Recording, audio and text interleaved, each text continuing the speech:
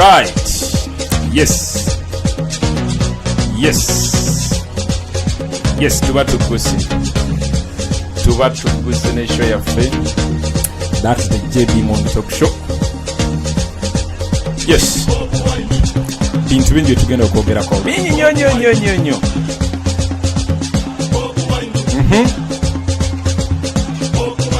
All right.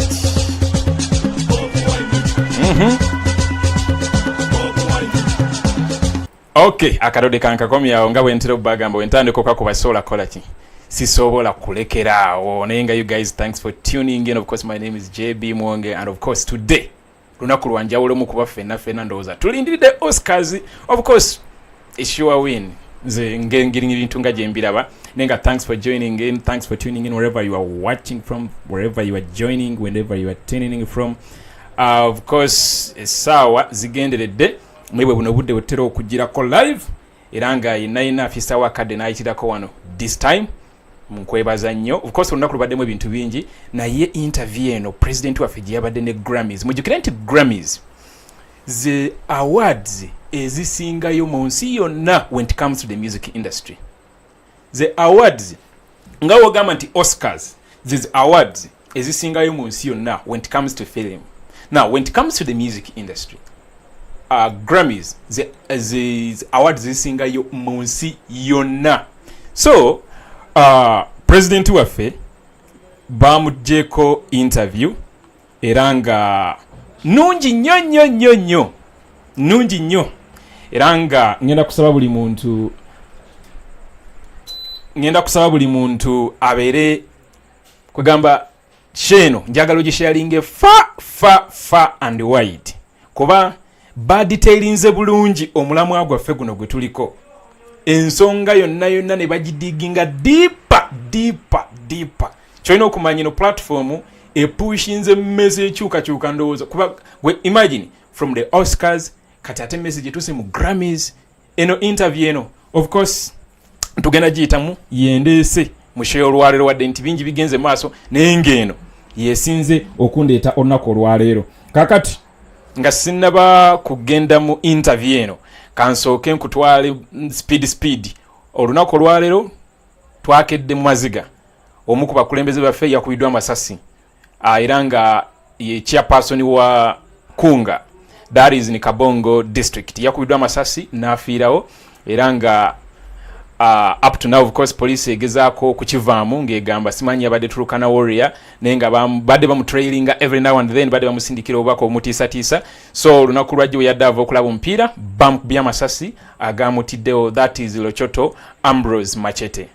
Of course mulabye that is the leader of opposition Joero alina engeri ebigambo gyabikubawo mu lwatu nga teyemotya alina engeri gyatabukiddemu nabbanjaawo n'amugamba balekerawo kulya enguzi namugamba balwanyise obukenuzi balwanyise corruption nabbanja naye kyakoze n'agamba waayi sifanze kanaye n'ayingizawo layini za mpuuga. So ebyo nabyo ndowooza mubira bintu bingi of course naye kinjagala tufocusingeko olwaleero ze award ye interview eno president waffe gyabadde ne Grammys. Alright, let's dive deep into it. Kansooke actually netereze bulungi nnyo kuba this is very important. Amawulire goyo omukulembeze waffe akubiddwa amasasi nattibwa ngenda kubanga bawa maaso awo yuyo ngenda kubanga diving am deep nga interview enewedde nsooke nga kufunire bulungi detailed buli kimu nkikwe bulungi mpozi kale n'ebyajjo byabaddemu olwaleero kuba nayo message badde nkulu nnyo n'ebirala tugenda biyitamu naye nga nsoose kufunira interview eno kuba eri very important. All right, let's get into it. Okay. Kankole bwenti katono nnyo.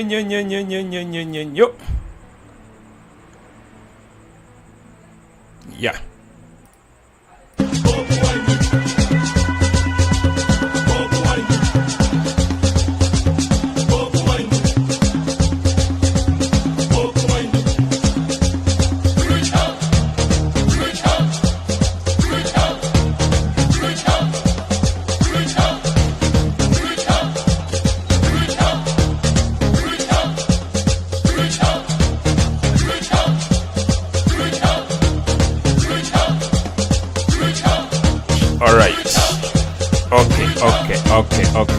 Okay.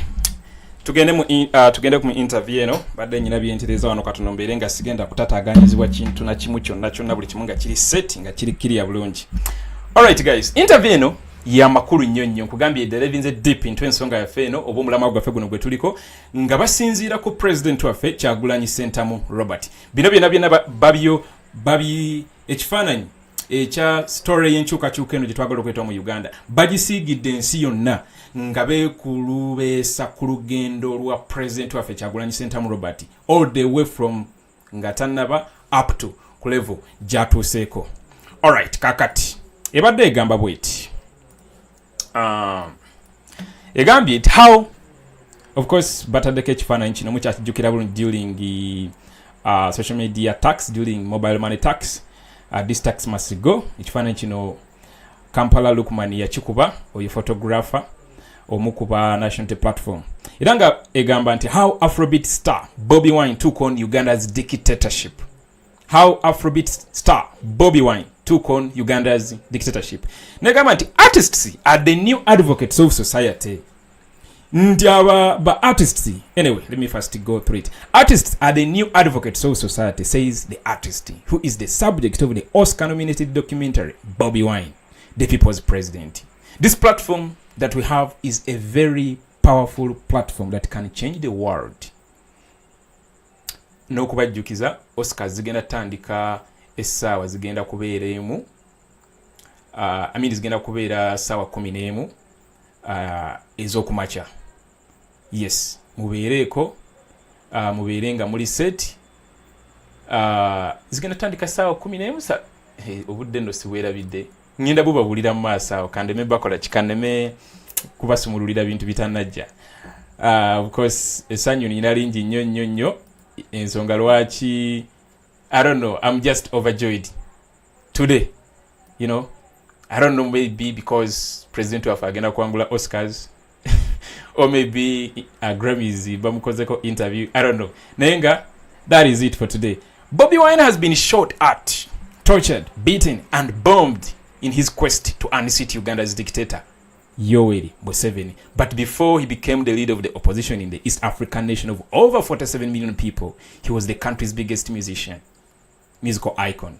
Nti Bobi Wine atulugunyiziddwa akubiddwako amasasi emirundi egy'enjawulo ne bomo bazimukubye mu lugendo olw'okwagala okuggyako dictator Museveni.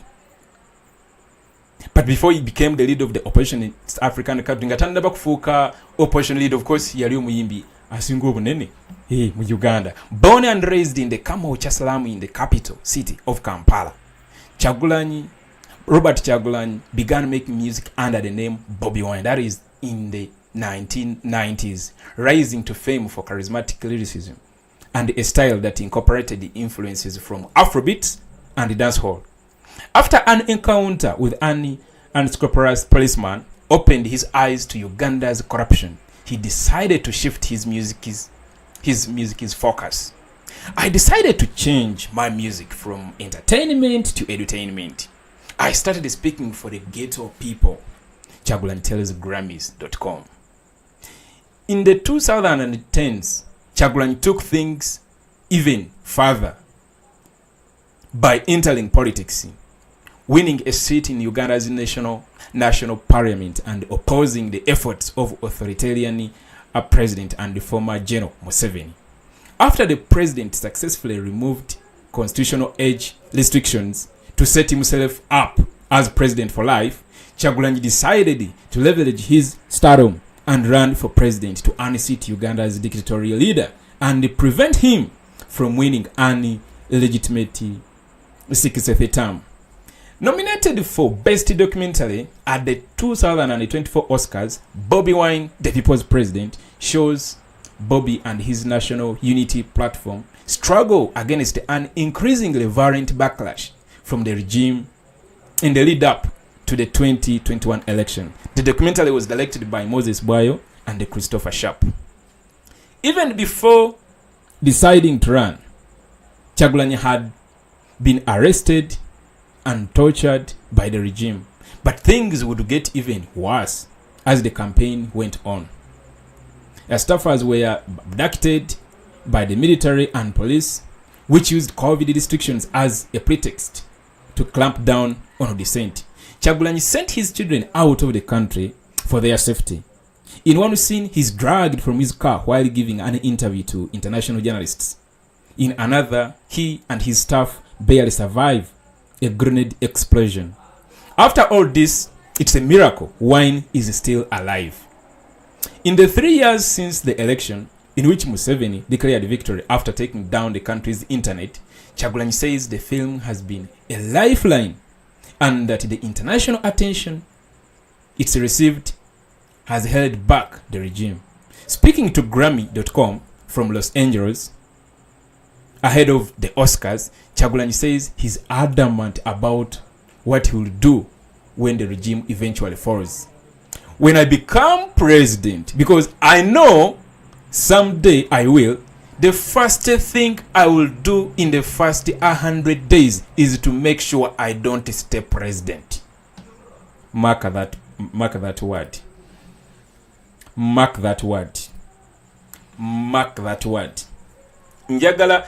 Now the president is talking to international media platforms. Kugambye Grammys zezisinga munsi yonna when it comes to the music industry. Bamujeko interview bino byayogedde. Kati aba ayogera kugamba nansi yonna. Akugambye nti when I become president, because I know someday I will, the first thing I will do in the first 100 days is to make sure I don't stay president. I want you to quote that. And of course, deep down in this interview, of course, he expounded more on this. And of course, you will get to know what this really means to the person of His Excellency Kyagulani Sentamu Robert. That when I become president, because I know someday I will, the first thing I'll do in the first 100 days is to make sure I don't stay president. Let's continue the interview. When you began to use music to address the political situation in Uganda, who did you take influence from? Who, as in artists, musicians, political thinkers, who did you want to channel to send your message out to the people in Uganda? Kyagulani adamu, it was not only musicians, it was also people in sports like Muhammad Ali, activists, but most importantly, musicians like Bob Marley and even Tupac. They had an influence on the people. They had the ears of the people. While the politicians struggled to speak to the people and get people to act, the musicians would actually get people to act. Okafunyako bino bibuuzo biri international mujjukire biri international si bino bagenda okubuuza simanyi ku buno bu TV buno simanyi bu NBS nedda sebo. This is Grammys.com. Bamubuuziza anyway ekibuuzo ekirala, African music has become especially popular in America recently because of the Afrobeats movement and the figures like Burna Boy and Wizkid. How do you feel that your music fits into that larger movement, especially coming from East Africa, which is a totally different side of the continent? President Nadamu Nabagamba nti, I am very, very glad that African music is finally getting the attention of America and the West. The most important population, the one that makes decisions that can save and destroy us. So I only wish the African artists of today use the opportunity and the attention they have to speak out for the people of Africa, so that we do not only become known as entertainers. Interview anabuze kibuzo kirala. Can you talk about the ways that you have used music as a tool for political action? You've used it to attack corruption in Uganda and gain supporters, but you've also used it to spread awareness of COVID-19, as you did in the documentary. How does that fit in with your evolution from an entertainer to a politician? Hey, before I was singing about cars and money. For a long time, I was a young man like any other. But something happened to me. I got into a situation where I was bullied and harassed and humiliated just because I had a nice car. And this was being done to me by by a security officer. So when this happened to me, I remembered how I had watched it happen to other people while I was not speaking out. Since then, I decided to change my music from entertainment to edutainment. I started speaking for the ghetto people. I realized that my music is not only for entertainment. In any case, I was very successful. I had made a lot of money and changed my own life. But I thought there should be a bigger meaning to my music. There should be a bigger cause to my music. There should be bigger benefits, not only financial benefits to me, but also transformational benefits to the ghetto back home where I come from. I wanted to inspire others and show them that this microphone that we have, this platform that we have, is a very powerful platform that can change the world if politicians have not represented the common people. The artist doesn't have to get a degree to speak for people. They don't have to be members of parliament to speak for people.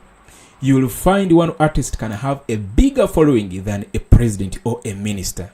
So I thought we could use that platform to speak for our people.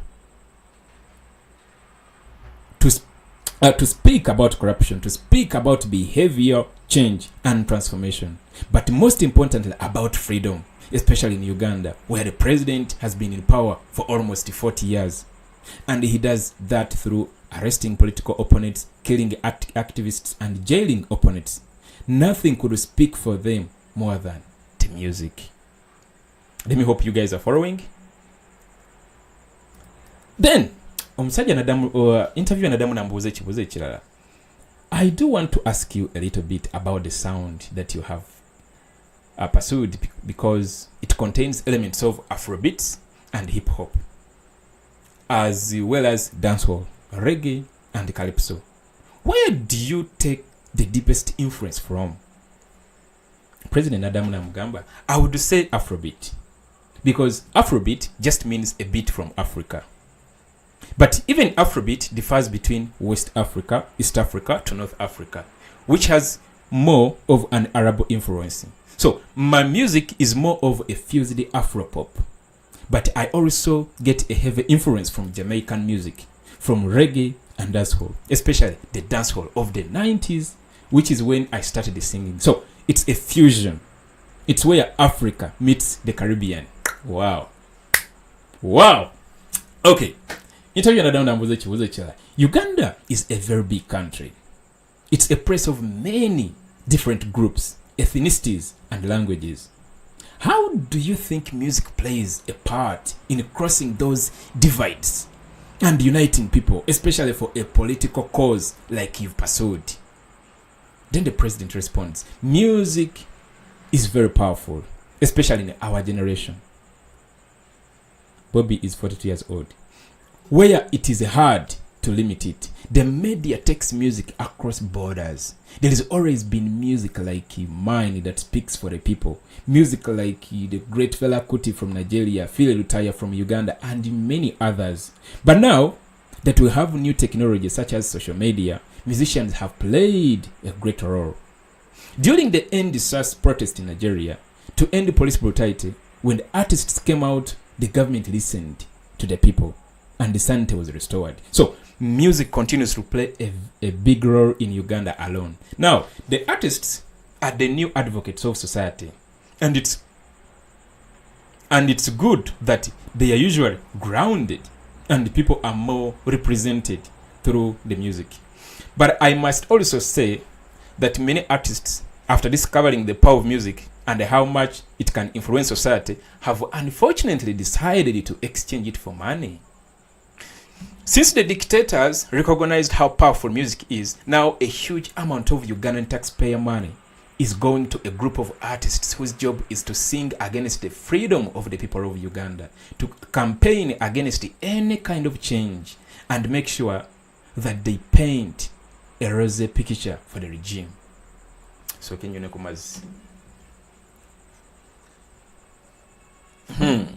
interview na damu na mbuze chilala. There was a lot of very difficult moments captured throughout the film.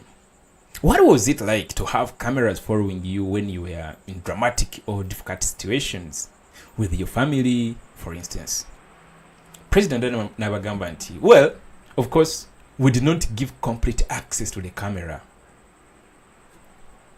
Sorry. Well, of course, we did not give complete access to the cameras. But with time, they completely forgot the cameras existed. These people, the cameramen that followed us across the world, they became friends. And later, they became comrades in the struggle. When we were beaten by the police, they were not scared. They were beaten. They were jailed. They were tortured. One of them, Moses Ibayo, was shot in the face. And right now, he cannot live in Uganda. He's seeking political asylum in America. So it was equally hard for them. They realized that they are not only filming a politician or a person pursuing a certain goal, they are filming the revolution happening right in front of their faces.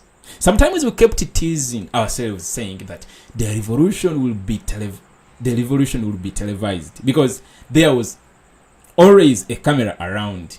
But we completely forgot about the cameras. Everybody was just in the moment.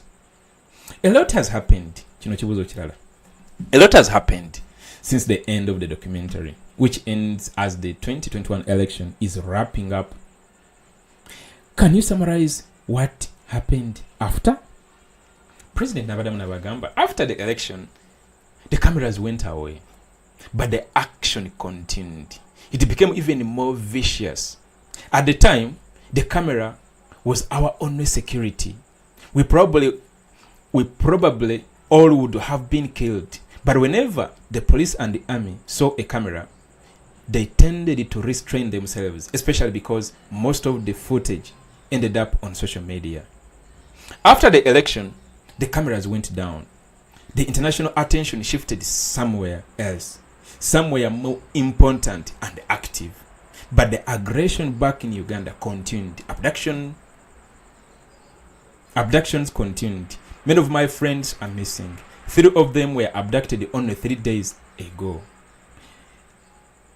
There are those that went abducted 3-4 weeks ago and they are still missing. Hundreds of families are reporting their loved ones abducted for having supported me in the election. The crackdown continues because the regime has never seen such an immense uprising of young people. They are trying to avoid it. They are trying to nip it in the bud. So the murders continue. Just to update you, one of our comrades, that is Rochoto Ambrose, the chairperson of Kunga in the Kabongo district, was murdered last night in cold blood. He was shot dead. It was such a tragic incident, but our comrade is no more. This happened last night. Is a people power or an NUP leader that is in the Kabongo district was shot by men. Of course, those who witnessed what happened, this guy was coming from watching a football match, and from there he was pursued and of course shot dead. Yeah, of course I'll update you about that later on. Alright, let's continue. The crackdown continues because the regime has never seen such an immense uprising of young people. They are trying to avoid it. They are trying to nip it in the bud. So the murders continue. I'm glad that now, through this film, we've had the attention of the world. That helps us. For example, I was always getting put under illegal house arrest. Whenever I go back home, often I'm pulled off the plane, put under military detention or house arrest. In fact, on the day this film was announced as an Oscar nominee, I was under house arrest. Me and my wife and my children had just escaped out of my house and we were hiding from the military when the announcement came out. The government saw it. The government saw in the international media that the film might be nominated. 3 hours later, the military withdrew from my house and they let me free. So, this film for us is a lifeline. of course ne baatachingawo kino ekifaananyi. Of course this is during that time we baali bakwata oluyimba lwa coronavirus. Alright, ekibuuzo ekirala kigamba, do you have any plans to attend the Oscars? Have you been invited? Yes, I am deeply preparing my nice African suit. I'll be there with my wife. I hope this government of Uganda does not block me from attending. Now you have a hint of how the president is going to be dressed at the Oscars. Yes, at least now you know he's going to be, putting on that African suit. Utogera African suit, tubera tuogera kuzi African print. There is African print, of course. Nga olaba nti mu South Africa oba mu Southern Africa bayina naye ate wenadde okunyonyola ebyo kansooke mbiveeko tugende maaso ne interview. You are in Los Angeles now. You could feasibly stay there until the Oscars. Yeah, but I don't want to live in fear. It's my right to enter and leave Uganda anytime I want. Do you think, in hindsight, there was any chance of winning the election in 2021? Bambuza, do you think in hindsight there was any chance of winning the election in 2021? Or do you think that the crackdown from Museveni would have come on no matter what? President Abadamu Nabagamba nti we won the election, even though he took down the entire internet. Do I think there was a chance for General Museveni to respect the voice of the people and hand over power peacefully? There would have been a chance only if the international community stood with the people of Uganda. Only if the United Nations stood with the people of Uganda. If all the world democracies say, we are not going to respect a country that disrespects democracy. But unfortunately, that has not been the case for a long time. And I hope this film also touches the morality of Western leaders and tells them to stand by the values that they profess. That would earn us democracy. And the democracy should be supported everywhere, not only in Africa. You don't take democracy for granted because you can very easily lose it. Interview anamubuuza ekibuuzo. Obviously, the main goal of the 2021 campaign was to remove Museveni from office. But did you think at all about what you would do as president? What policies would you have pursued? And what would you try to do for the people of Uganda? Wanowulirawo bulungi. I want you to listen carefully, attentively. Wetereze bulungi nnyo. Of course, this is the JB Muwonge talk show. And my name is JB Muwonge. Of course, I always thank you and salute you for tuning in wherever you're tuning in from. I don't take your time you devote to this show for granted. I thank you very much. Keep pushing this message further. Keep sharing. Keep tapping on that share button and keep giving this video a thumbs up. Yes, so we'll look at spreading across. All right. Bambu woza bichi biwandikoledde Uganda. Obulama gwali gwa kujjako Museveni. Omulama gwali gwa kujjako Museveni singa uli president wandikoledde ki Uganda. All right, let's dive into it. Nakugamba ntino. Definitely, yes, the main agenda was to remove General Museveni because it is the only roadblock to the new Uganda, the free Uganda. When I become president, because I know someday I will, the first thing I will do in the first 100 days is to make sure I don't stay president. Did you hear that? Agambye nti when I become president, because I know someday I will, the first thing I'll do in the first 100 days is to make sure I don't stay president.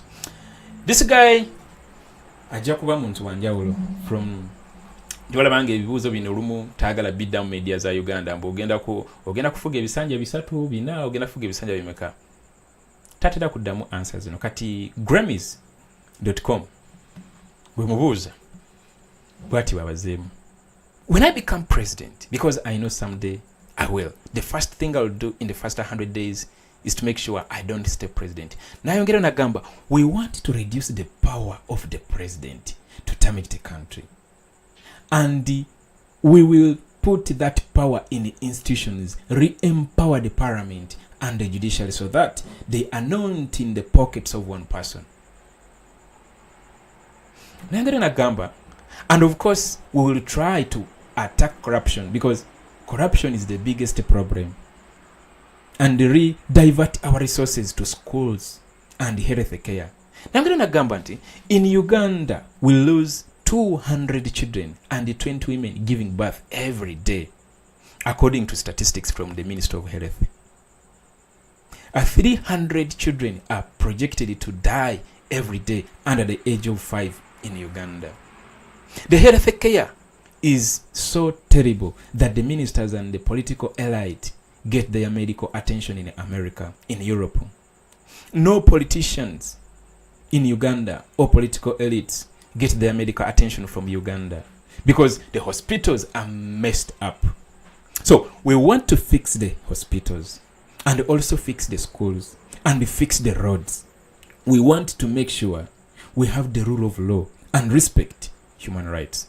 Make it not a crime to disagree with that. And the rest will come. We have a manifesto that explains this entire program, talking about what I think a new Uganda would look like. But in brief, I can tell you it would be the coolest country in the world, with the coolest president who respects young people, who represents innovation, who represents his country, not as a failed state, but as a model for Africa. We would love to be a country that relates very well with the international community. Imagine a president of a country coming to Hollywood to give a performance. That is what Africa will be known for. Not for child labor, not for poor maternal health, not for corruption, not for wars. No. We want to have a Uganda as a model for the continent. Ugandans are very smart, but many of us have had to run away from Uganda out of fear for their lives or their employees. I want to bring back all those people and have them build our country. We will have better trust in the world. We have big resources. We have gold. We have oil. We have the youngest population in the world. Man, you would see a transformed country. You would see Wakanda. For me, my main goal is to build a Wakanda in Uganda. Man, I loved that last part. Huh? That was, of course, the interview. That was the interview. Very, very nice. Very, very nungi nyo akapati akasembye yako kankabadire namo kuba that is the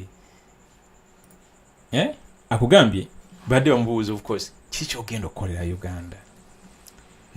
Hey, you guys, if you want the manifesto of the national platform, perhaps you just join this struggle. Perhaps you love to explore more what the NUP has for Uganda. Of course, you can go to our website. That's www.jbmuwonge.com.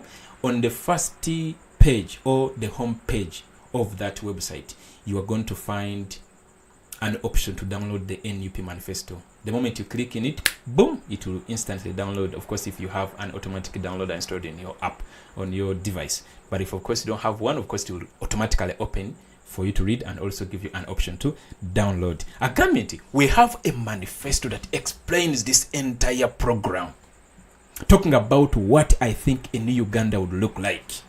But in brief, I can tell you it will be the coolest country in the world, with the coolest president who respects young people, who respects innovation, who presents his country not as a failed state, but a model for Africa. Kanso kemalo kunywa kulondolwa amazzi katono.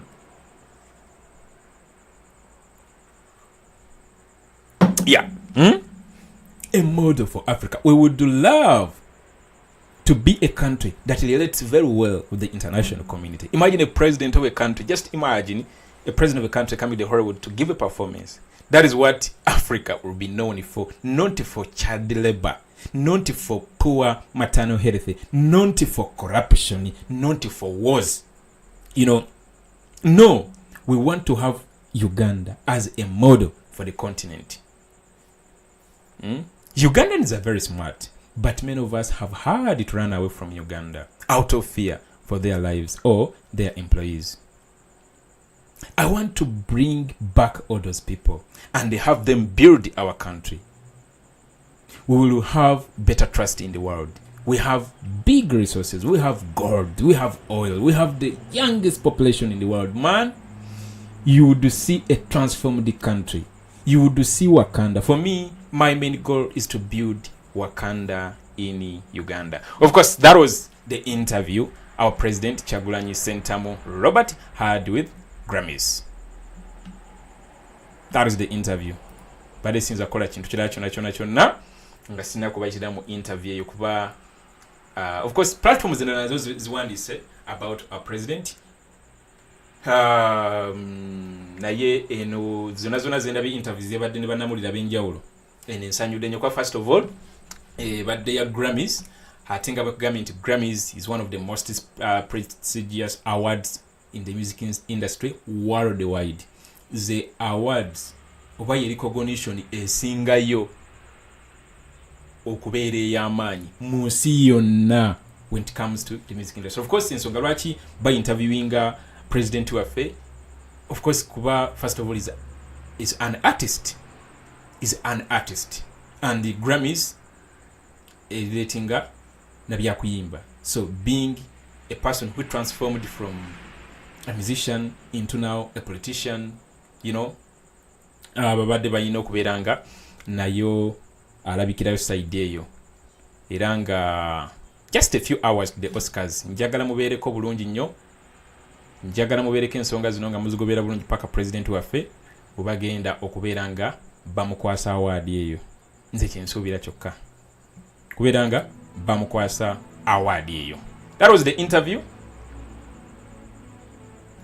Ayagala ina yino gisoma oba gisharinga ku platform zo, genda bugenzi ku grammys.com.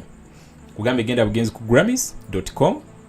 When you go to grammys.com ogenda gisangayo bulungi nnyo. Kono naluga Florence Authentic, Harriet, Moses Konde, Vincent Mulondo, Mariam Abdul, Proud Ugandan, Johnny Sempala, Serwada Maria, Muzana, Kamia Ben, Rashida, and very many others who are currently exchanging the ideas in the comment section. Thank you. And thank you for pushing this message further. Alright, kakati nabagambye nga ntandika sheno nti olwaleero twakedde mawulire gadde ganchukwe nnyo muganda waffe era nga mukulembeze mu bitundu by'e Kabongo bamukubye amasasi n'afiirawo. Era nga omwami ono yono. Of course, we were told they are now trying to cover up the by suggesting that this comrade was a Turkana warrior and who was killed in an ambush. But of course, bamusazeko yesterday kiro bamasasi n'afiirawo. Ono yabadde akulira Kunga mu Kabongo district. Of course, NUP is everywhere. When we say NUP is everywhere, kiba kitegeeza kyeyo kyennyini kyolowooza nti kitegeeza Kabongo esangibwa wano. Eno gyogenda okusanga Kabongo. That is Kabongo. Akakare yako. That is Kabongo. Of course, that is Karamoja sub-region. Yeah. So, bambi amasasi n'afiirawo. Era nga mawulire mabi nnyo. Twaguddemu enkikweyo. Yabadde akulira mobilization team in Kabongo district. Mukulembeze wa national platform, mukulembeze wa people. Abadde yasalawo era nga y'ensonga zikwasanga kugate ye mutyamu tabuli watambula message ayitamu mu kitundu message nakola kinagibawa abajeetaza sanze Kabongo nga yeberera mu nalo yoyo abangambye machete weno ya mazima wangu yeberera mu nalo nyo nalo yeah this guy wana sanze Kabongo nga yeberera mu nalo. Alright, bangambye machete weno. Alright, that was Rochoto Ambrose. Iranga is no more as we speak now. Is no more. Alright, mbagambye nti Oscars zigenda kuba zitandika anytime soon. Nja kubeerako bulungi nga buli lunaku. Zigenda kubeera of course in a few hours from now, gwe kyolina okumanya saawa Justin Bale bwebazi osobola okukeberako ku internet awo naawe nokola ki nobeera nga oli updated at what time bahost be baani biki naye nga president waffe yesuuti ye eri ennyini yagitegese dda agenda kugira mu ka African print kaliko ennyini ke baalagira of course kati ennaku zino omulembe gwa ate yafunye ne gundi ne award ya gundi Joe when they had was it fashioning something nerabidde awards ezategekeddwa fashion something yawangudde so kyolina okumanya ne kuluna ayinza okwangula emirundi ng'esatu kamala okulaba wano katono mulindeko katono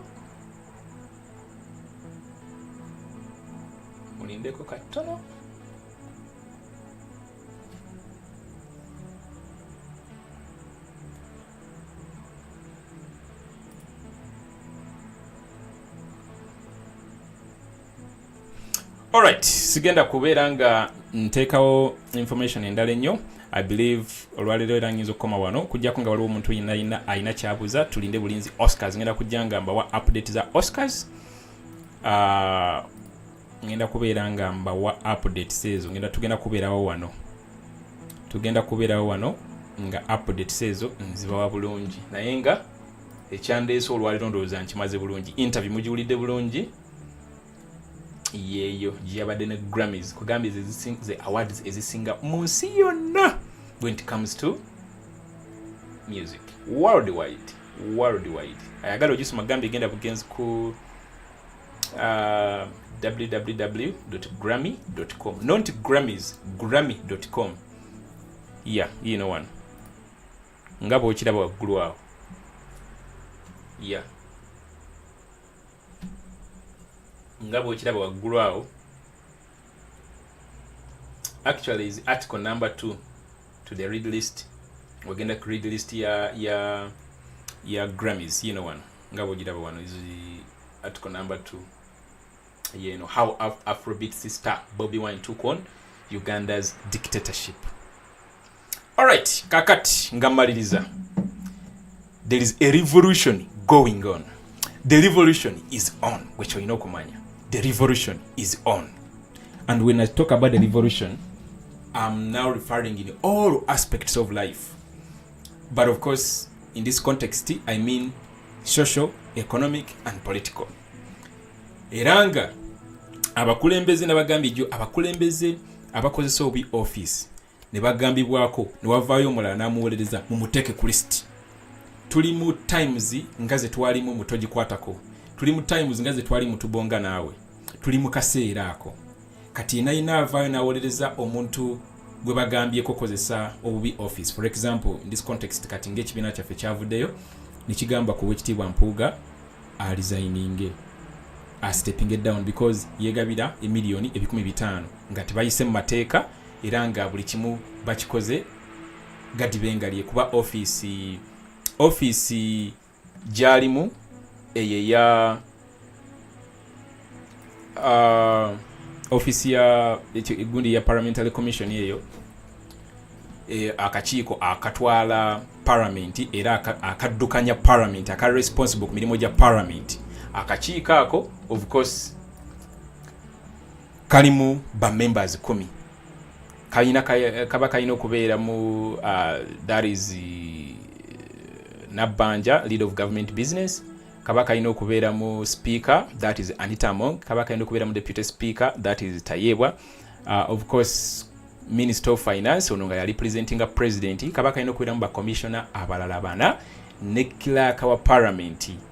And of course yabeeranga secretary w'akakiiko ako. Kati bo bano baatula abantu 5 baatula Anita Among ne bali ba commissioner abalala bana basatu nga ba NRM Mpuuga nga yewa opposition. Of course akakiiko akabeera kaba opposition 2 leader of opposition n'omubaka omu okuva ku ludda oluvuganya. Kati currently kaliko Yoweri Museveni as the leader of opposition in the parliament of Uganda ate ne kabeerako ne Mathias Mpuuga as the backbencher. So member n'abakulembeze ne ba commissioner aba NRM ne clerk wa parliament, then leader of government business, that's Nabanja, then Matia Kasaija, because he's the Minister of Finance representing Museveni, then Deputy Speaker Tayewa.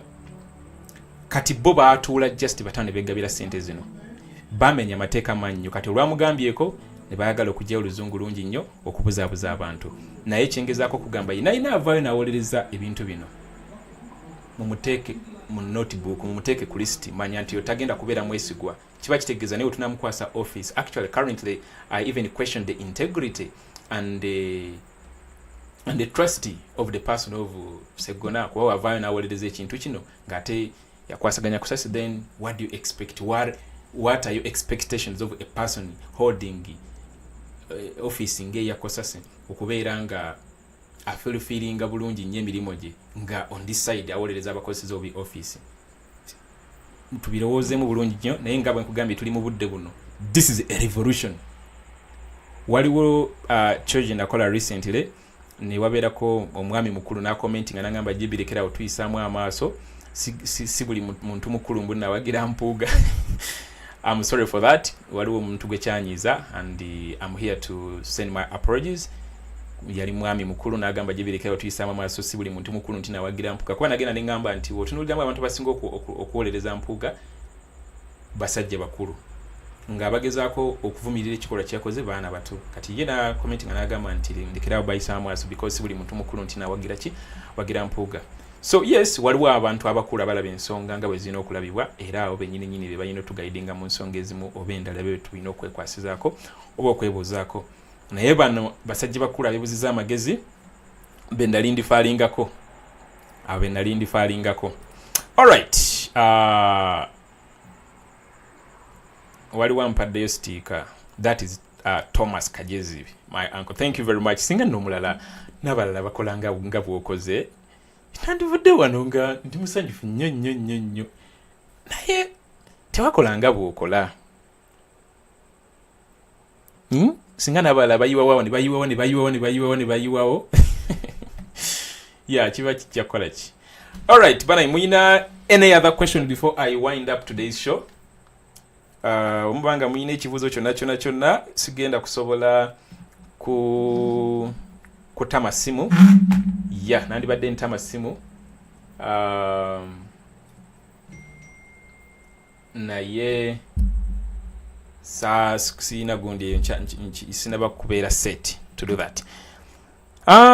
But okay, official, thanks for the show JB. Yeah, webale nnyo mugana wange nawe bale kutambuza message. Eric Lule, Nachiaga Grace, Kajambo Mikwano, Moses Konde, Harriet, Flawless Authentic Revolutionary TV, Connie Naroga, New Uganda, Proud Ugandan, Kilonde, Edith, George Kenny, Mulumba, muli bangi nnyo banange mwebale kubeerako, mwebale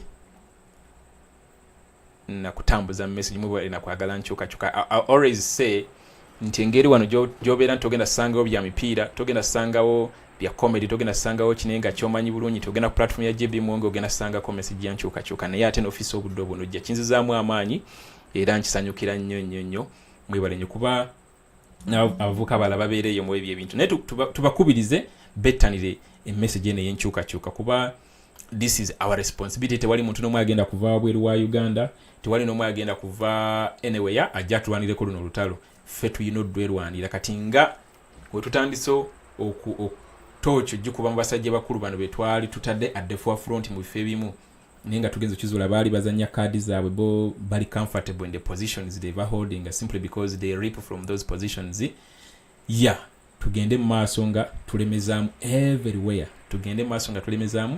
everywhere. Everywhere. Kijja tuyamba nnyo. Ate n'ekirala twettanire nnyo okubeera nga tuseekinga the right information. Ebibuuzibuuzi bingi nnyo out there, ebibuzaabuza tetubuzaabuzibwa, kiri very important. Alright guys, ndoza tujja kuba tuddamu olunaku lujja kuba lwanca. Nedda si lwanca, later on nga Oscars zitandise. We zitandikira bwe nti nange ngenda kubeerako mbeere nga mbawa instant updates. Kitalonye ekya muganda waffe Rochoto Ambrose Machete owa Kabongo district bakubye amasasi nenga bwensiba mbagamba nti actually si yasoose mu Northern Uganda kiri worse. Waliwo omuvubuka omulala bamuyitanga Bone Omara ono. On the 19th of January 2020, residents of Adekoko sub-county, Lila district would discover a body dumped at Ochukura village with hands tied and bearing visible torture marks. This would then be identified as Bone Omara, the People Power Youth Coordinator for Amorata district, Northern Uganda, who was kidnapped and had been missing for more than a week. Before joining the People Power movement, Mr. Omara was a staunch cadre of the NRM party and a member of the NRM National Council. At the time of his torture and murder, he had been mobilizing and establishing people power structures in Amorata. The Museveni regime swept the investigation into this murder under the carpet. Yeah. Mbade just njagala kujjukiza n'abalala bangi bazze battibwa. Ka documentary ako era osobola kasanga ku channel yennyini bakayita The 10th Murder Case. Kalimu profiling murders bazali yaziri 5. Ya part 2 ejja kujja anytime soon. Omuli Yasini Kauma, omuli n'abalala bangi nnyo. Yeah, naye erimu Rita Nabukenya, erimu Dani Cheyune, erimu Bone Omara, erimu Sweet Pepsi, then erimu Kyagulani. Engeri gye battibwamu mu bukambwe obw'ekitale nnyo. Tulina okudocumenting ebintu bino because abantu bangi baba balowooza ebintu bye twogera nti tulimba mbu twogera bujwanga so omuntu omugirayo reference n'omugamba nti no kino kyali bwe kiti kijja tuyamba nnyo okudocumenting ebintu bino okutunulira gye tufudde kuba kituyambako okumanya we tuli ate era ne kituyamba nnyo okubeera nga tutema empenda gye twagala okubeera nga tulaga. Alright guys, let me stop here. We shall link up later. Have the best of the time. Bye bye. Kambalekiremu wana akadodi. Soko ofune ekisenso oba wesibeeko olugoye lumu ogikiriyalinge wesibireyo nemekulekanya banno. Hey!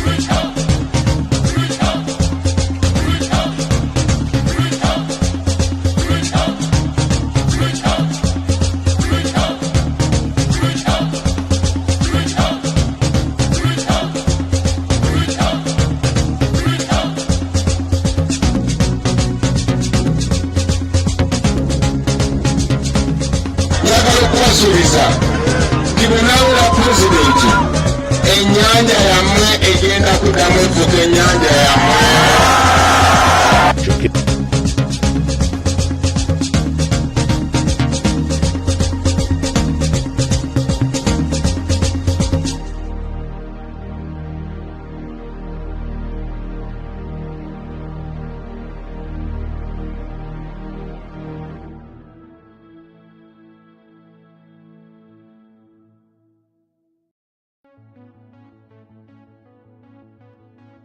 Njagala tubeere bampisa bakyali bange, tulina obuvunaanyizibwa okulaga bano abantu nti tetuli bayaaye. Tulina obuvunaanyizibwa okulaga bano abantu nti tuli baddembe. Bavubuka bannange, ensi yonna yonna yonna, si Afrika yokka naye ensi yonna yonna etunuulidde Uganda.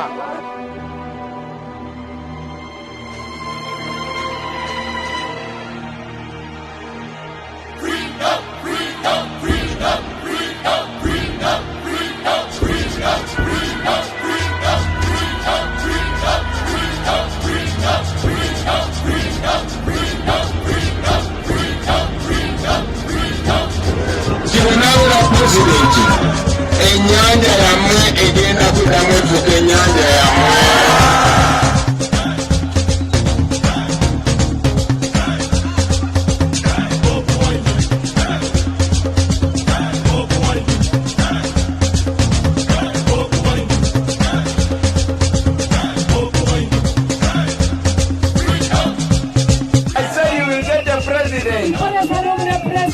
Who can run on the road with you?